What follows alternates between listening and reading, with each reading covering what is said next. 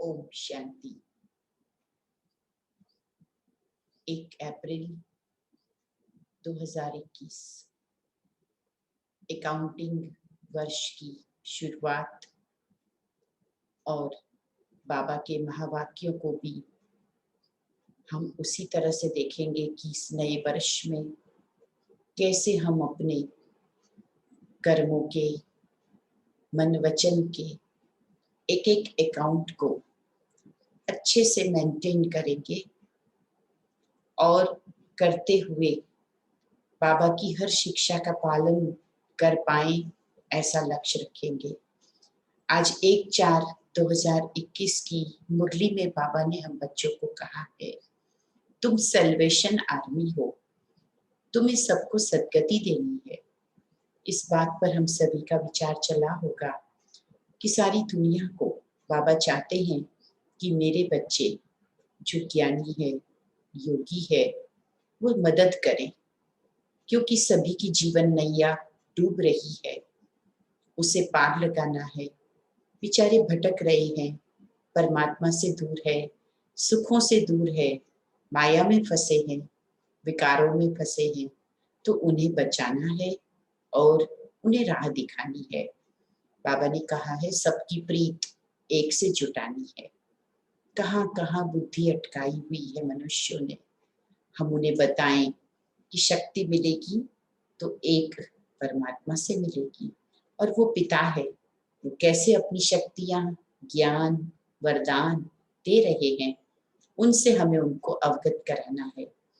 फिर बाबा ने कहा, मनुष्य अपनी अकल लगाता है कि धरती और आकाश का अंत कहाँ है, दूर दूर तक अवकाश में कहाँ कहाँ जाते हैं, ग्रह उपग्रहों की खोज करते हैं। परंतु बाबा ने कहा कि तुम बच्चों को अपनी अकल, अपनी बुद्धि कहाँ लगानी है, पूज्य बनने में, क्योंकि हम पूज्य थे और आज हम पुजारी बन गए, दुखी हो गए, हमारी पवित्रता नष्ट हो गई। जन्म जन्म से जो हमने अनेक परमात्मा से दूर होकर गलतियां की, तो आज हम साधारण हो चुके हैं। लेकिन हमें अपना स्वरूप याद रखना है कि हम सतयुग में पावन देवता थे, जो हमें अभी फिर से बनना है, उसी में ही अपनी बुद्धि हमें लगानी है। बाबा ने हमें ये भी कहा कि इस समय कलयुग का अंत है और सबकी दुर्गति है। तो दुर्गति है तो पुकारते भी है, गाते भी है, और क्या कहते हैं कि और सब संतोड़ प्रभु तुमसे जोड़े। पर विचारों को उनको तो पता नहीं है कि एक से कैसे जोड़नी, वो एक है कौन, और उनसे प्रीत जोड़ने से हमें क्या मिलेगा, परिचय ही तो नहीं है। हम बच्चों को तो पता है कि एक से कैसे प्रीत जोड़नी है। मेरा तो एक परमात्मा, एक बाबा, दूसरा ना कोई। सर्व रिश्ते, सर्व संबंध, प्यार एक से जोड़ना है। जैसे बाबा ने उदाहरण दिया कि मीरा ने एक के संग जोड़ा, परवाह नहीं की लोकलाज की, कोई भी दुनियावी सुखों की, दुनियावी आकर्षणों की। ऐसे ही हमें सब कुछ करते हुए घर में रहना है, खाना पीना सब कुछ बाबा कहते आप करोगे ना, परंतु सच्ची प्रीत जैसे मीरा की कृष्ण से जुटी थी, ऐसे ही हमारी प्रीत जुटी रहे परम पिता शिव बाबा से। ये हम सबको लक्ष्य रखना होगा और प्रैक्टिस करनी होगी। बाबा ने ये भी कहा है कि चित्र तो सभी के हैं, परंतु उन चित्रों को जो देवी देवताओं के हैं, उनको तो लोगों ने अपने हिसाब से बनाया है। हकीकत में देवताएं कैसे होंगे, ये तो कोई कोई बच्चियां साक्षात्कार में देख के आती है, वरना तो हम सतयुग में ही देखेंगे कि देवी देवताएं कैसे होते हैं और किस तरह से रहते हैं। श्रीनाथ जी का मंदिर है, वहां पर भी राधे कृष्ण, श्रीनाथ श्रीनाथिनी अनेक बनाते हैं, परंतु बाबा ने ये भी बताया आज कि राजधानी कही जाएगी लक्ष्मी नारायण की, राधे कृष्ण की नहीं। आज बाबा ने ये भी कहा कि तुम बच्चे नंबरवार पुरुषार्थ अनुसार जानते हो। कोई भी बात बाबा हमें समझाते हैं, लेकिन हम सभी सुनने के बाद अपनी अपनी बुद्धि अनुसार अपने अपने लेवल अनुसार उसे समझते हैं, उसे धारण करते हैं और उससे आगे भी औरों को समझाते हैं। तो नंबरवार तो सभी बच्चे है ही। बाबा ने ये भी कहा कि जो बच्चे ऐसे हैं कि जिनको बाबा की सेवा का, सर्विस का बहुत शौक है, उनको लगता है कि हमें जो मिला है वो हमें और भाई बहनों को, जो आत्माएं अभी तक अज्ञानी है तो हमारे ही भाई बहन है, उनको देना है। तो वो क्या करेंगे, बाबा ने कहा वो फटकते रहेंगे, आज ये करे, आज वो करे, इस तरह से सेवा करे, उस तरह से करे, लेकिन किसी न किसी तरह से बाबा से जो हमें मिला है वो कैसे हम आत्माओं को दे, ये उनका सदा शौक बना रहेगा। और बाबा कहते हैं अगर कोशिश करेंगे तो बोलना भी सीख जाएंगे, मुख भी खुलेगा। जो समझा है वो तो दिल में है ही, विचारों में है ही, वही तो औरों को बताना है। तो कोई मुश्किल नहीं है, बाबा ने हमारी हिम्मत बढ़ाई है। आज बाबा ने ये भी कहा है, आत्माएं जो मूल वतन में थी और अभी ये स्थूल वतन में है। तो एक राज बाबा ने बताया कि कोई भी वतन खाली नहीं होता है। जब यहाँ है तो सब लोग यहाँ आ रहे हैं, यानी आत्माएं अभी तक परमधाम से आ रही है।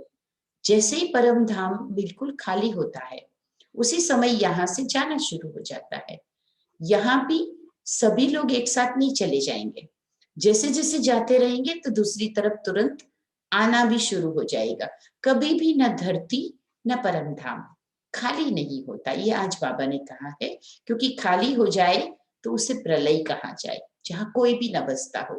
कि बाबा ने कई बार मुरलियों में कहा है, प्रलय कभी नहीं होती, परिवर्तन होता है। आज बाबा ने बार बार कहा, बच्चे तुम्हारा सारा दिन यही चिंतन चलना चाहिए कि कैसे हम औरों का कल्याण करें। जैसे हमारी प्रीत बाबा से जुटी है तो हम औरों को भी परिचय दें। रूहानी बाप ही ने तो हमें रूहानी सेवा सिखाई है। दुनिया में जिस्मानी सेवा बहुत करते हैं, लेकिन इस अंतिम जन्म में हमें रूहानी सेवा, आत्माओं का परिवर्तन करने की सेवा जरूर करनी है। बाबा ने कहा कि कोई बड़े बड़े व्यक्ति है, मिनिस्टर आदि है, जब वो समझते हैं, सुनने आते हैं, तो औरों को भी लगता है कि हमें भी सुनना चाहिए, क्योंकि वे उनसे प्रभावित होते हैं, वो उनको बड़ा मानते हैं, समझदार मानते हैं। तो इसीलिए आगे आगे चलकर ऐसे बहुत आत्माएं भी जुड़ेंगी जो दुनिया में काफी नामी ग्रामी होंगी। तो उनके कारण और लोग अपने आप प्रभावित होके भी ज्ञान को समझने आएंगे। बाबा कहते हैं थोड़ा जंक निकलने में तो टाइम लगता है, प्रभावित होना आ जाना अलग बात है, परंतु जो आत्मा के ऊपर जन्म जन्म की जंग लगी है उसे निकलने में तो टाइम लगता है। परंतु बाबा कहते हैं दिन रात अगर कोई लग जाए तो वो जंग निकल जाए। बाबा ने इशारा दिया है कि दिन रात मेहनत करो, लक्ष्य एक ही हो, मेरे ऊपर, आत्मा के ऊपर जो जंग लगी है वो मुझे उतारनी है।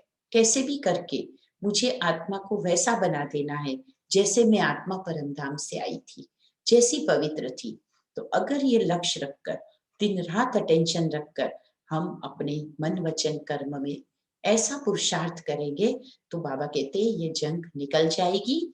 और जब आत्मा पवित्र हो जाएगी तो क्या होगा, बाबा ने एक सुंदर बात कही है, आत्मा पवित्र होगी तो अपने आप, तो आत्मा पवित्र होगी तो बाबा ने कहा फिर ये शरीर भी छोड़ देगी, यानी आत्मा के जो जन्म जन्म के कर्मों का हिसाब किताब है, जो पापों का बोझ है वो उतर जाएगा, हिसाब किताब पूरा हो जाएगा, तब आत्मा शरीर छोड़ देगी। तो इसलिए अभी हमें ये भी पुरुषार्थ करना है कि शरीर छोड़ने के लिए, शरीर छोड़ने से पहले हमें अपने आप को पूरा पवित्र बना देना है। बाबा ने आज कहा प्रदर्शनी, उन दिनों में ये बहुत अच्छा सेवा का साधन था। तो बाबा ने कहा प्रदर्शनी जगह जगह लगाते हैं, बहुत सारी प्रदर्शनियां बाबा ने बनाई है क्योंकि बहुत गांव है। प्रोजेक्टर को भी बाबा ने याद किया कि प्रदर्शनी से भी ज्यादा अच्छा प्रोजेक्टर से पता चलेगा, क्योंकि एक समय था जब न मूवी थी, न टेलीविजन था, न मोबाइल था, तो प्रोजेक्टर एक नया साधन था। तो हम गांव गांव में जाते थे और प्रोजेक्टर के माध्यम से रात्रि के समय में गांव में बहुत सी आत्माएं इकट्ठी होती थी, उनको संदेश देते थे। बाबा ने कहा इससे भी वृद्धि होती जाएगी। ज्ञान मार्ग में बाबा ने विशेष बात आज कही, तुम्हारी अवस्था बहुत अच्छी होनी चाहिए। अवस्था, मानसिक स्थिति वो बहुत अच्छी होनी चाहिए, और उसके लिए बाबा की बताई हुई जो अच्छी अच्छी बातें हैं उसे बाबा ने कहा याद करते रहो, तो आपकी अवस्था हर्षित रहेगी, आप खुश मिजाज रहेंगे। प्रैक्टिस करेंगे तो अवस्था ऐसी रहेगी जो कुछ भी हो लेकिन आत्मा खुश रहेगी। जब हमारी खुशी है वो दिखाई देती है, तो वही ज्ञान का भी प्रूफ है, हमारी अच्छी अवस्था का प्रूफ है। और आखिरी हम सभी को ज्ञान से अपने मन को ही तो सुधारना है, सुंदर बनाना है, इसका प्रभाव भी बहुत अच्छा पड़ता है। तो ये बात हमें जरूर याद रखनी है आज की मुरली से, कि हमें खुश मिजाज रहना है, परिस्थितियां या बातों में नहीं आना है। फिर बाबा ने कहा तुम रूहानी खुदाई खिदमतगार बनो, ईश्वरीय सेवा करो। यही तो समय है जब ईश्वर हमारे सामने है, स्वयं भगवान हमारे सामने है, उसका रचा हुआ यज्ञ, उसमें हम जो भी सेवा करें, अन्य आत्माओं को ज्ञान देने की, अपने तन मन धन से, मन वाणी कर्म से, जिस भी प्रकार से हम भगवान के मददगार बने, तो ये खुदाई खिदमतगार भी हमारा ही टाइटल है। इन सारी बातों को बाबा ने आज मुरली में बार बार हमें स्पष्ट किया है। फिर आज का वरदान था, एक बाबा की स्मृति में सच्चे सुहाग का अनुभव करने वाले भाग्यवान आत्मा भव। दुनिया में कहते हैं कि सुहागवती स्त्री, उनका शुक्र लिया जाता है, उन्हें भाग्यशाली कहते हैं। वास्तव में इस समय हम आत्माओं की परमात्मा से प्रीत और संबंध जुटा है, और जब हम परमात्मा की स्मृति में हैं, बाबा की याद में, प्यार में, संबंध पक्का है, तो हम सभी सुहाग हमारा जिंदा है, यानी सुहागवती है। इसको सबसे बड़ा भाग्य कहेंगे। तो कोई भी बात हो जाए, परमात्मा स्मृति से हम दूर न हो, तो हम सच्चे सच्चे भाग्यवान कहलाएंगे। फिर बाबा ने ये भी कहा है आज के स्लोगन में कि अपनी श्रेष्ठ स्थिति बनानी है। जैसे मुरली में भी कहा ना, अपनी श्रेष्ठ स्थिति अवस्था बनाओ। तो क्या करो आज सारा दिन, अंतर्मुखी बनकर फिर बाहर मुक्ता में आओ। यानी कुछ भी अगर बोलना है, व्यक्त करना है, तो पहले थोड़ी देर रुको, सोचो मुझे क्या बोलना चाहिए, कैसे बोलना है, जिसके साथ बोल रहे उनकी क्या मर्यादा है, कौन सा समय है, इस समय ये बात बोलूं नहीं बोलूं। अगर ऐसे अंतर्मुखी होकर थोड़ा अपने ऊपर अटेंशन रखकर फिर बाह्य मुक्ता में आएंगे, तो हमारी अवस्था बहुत अच्छी रहेगी, क्योंकि वो जो शब्द है, वो जो कर्म है, वो जो व्यवहार है, वो श्रेष्ठ ही होगा।